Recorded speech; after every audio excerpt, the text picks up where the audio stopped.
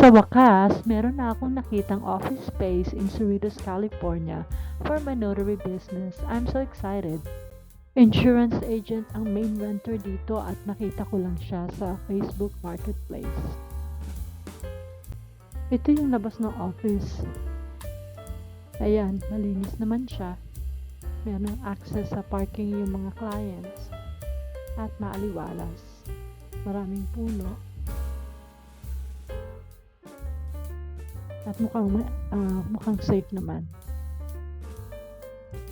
Ito na yung loob ng office. Magsasabrant lang ako pag nagkasundo kami ng landlord. Meron siyang shared receiving area for clients. At ako naman, 2 desk space lang yung aking in-rent for $300 a month. Kasama na yung internet at utilities. I will do notary, live scan fingerprinting, and passport photo services. Ito naman yung shared restroom nasa labas ng office or ng building. Malinis naman siya. Okay. At safe naman, kaya kukunin ko itong office na ito sa rent for $300 a month. At ito sa labas, malinis din naman siya, maaliwalas, kaya safe.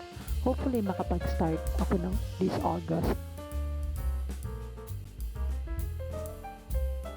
So I'm your Pinay Notary Public in California, serving Artesia, Cerritos, Lakewood, and nearby cities.